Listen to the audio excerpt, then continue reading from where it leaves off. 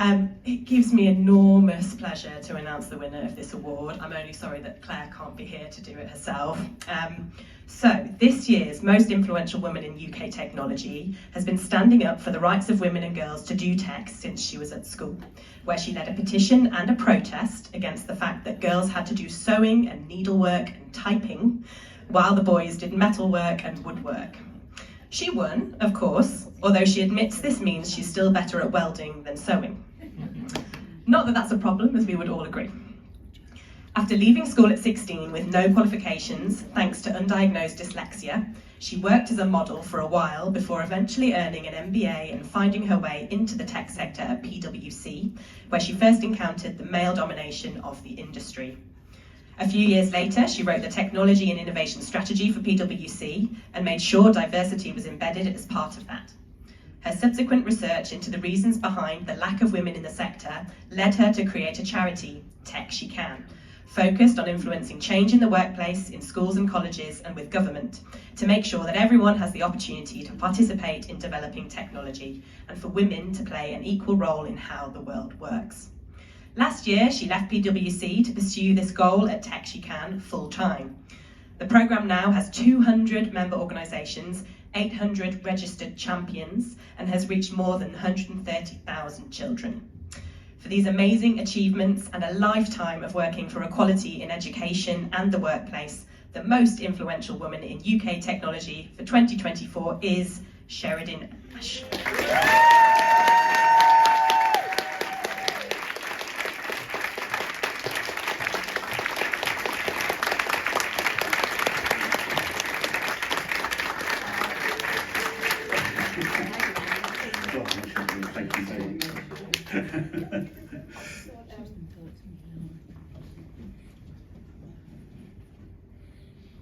Thank you. I feel a bit emotional, so I'm just warning you.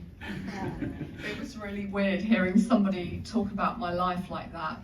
I'd like to start by saying I actually think Jo should be winning this award this year, and I'd like to share it with you, because although you're not a traditional woman in tech, you've been very influential in basically highlighting what goes wrong, I think, when women aren't involved in the development of technology.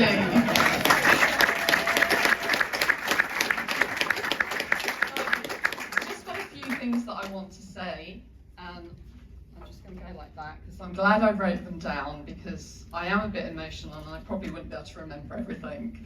I want to start by thanking Claire, who I know is not here today, and Brian and Computer Weekly for just the wonderful idea of doing this. And all the women that have been nominated. You inspire me, you inspire everyone, and we all look up to everybody on that list. And of course I want to thank Tech She Can and my team at Tech She Can.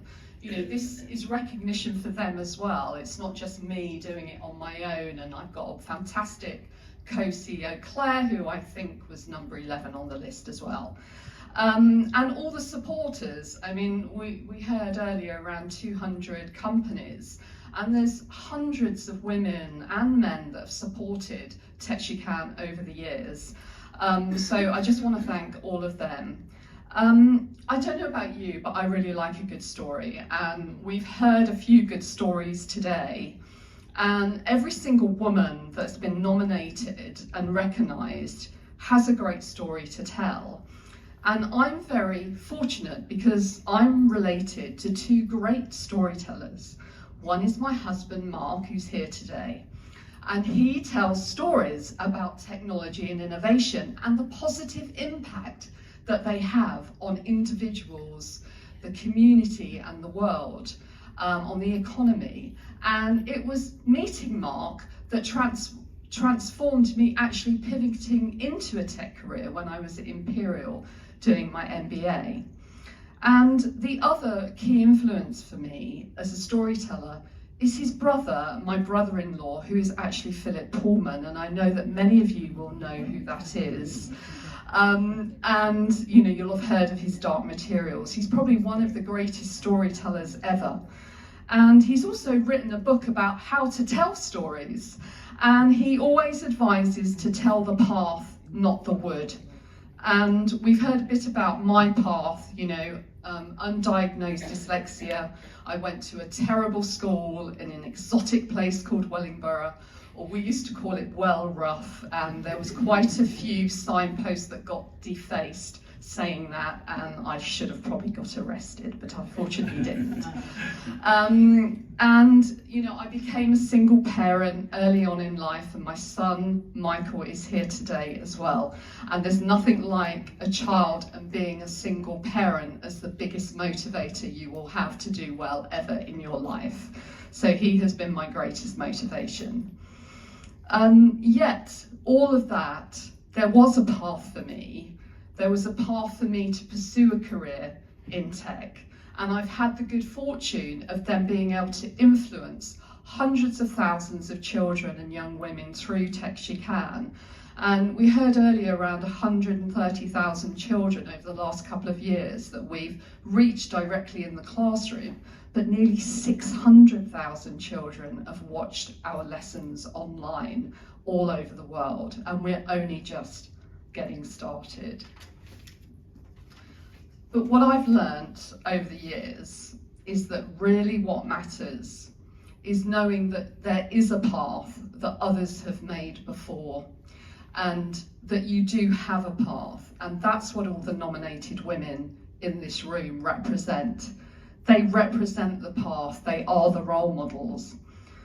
And there's a number of analogies that are used to describe how women support women, and we all know them, throwing down the net, putting up the ladder, but I'd like to add throwing light on the path, because that's what all the women that have been nominated are doing. They're throwing light on the path to technology, and that's what Computer Weekly is doing. That's why what you're doing is so important, because those role models, we've heard it previously in conversations today. And has that ever been more important than in current times?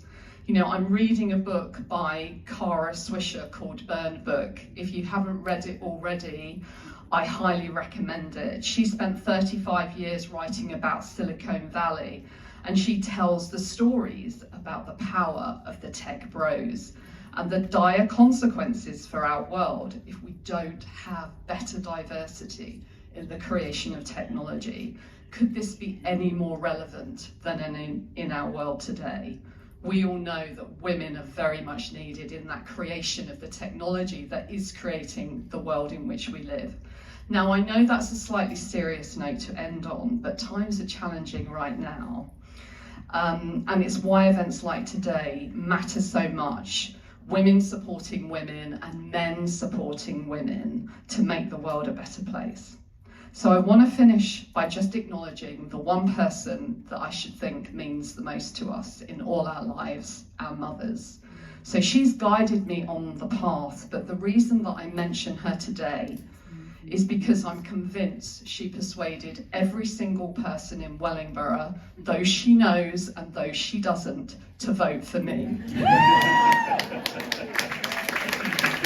You have no idea. She was literally canvassing. So thanks again to everyone involved in this amazing day.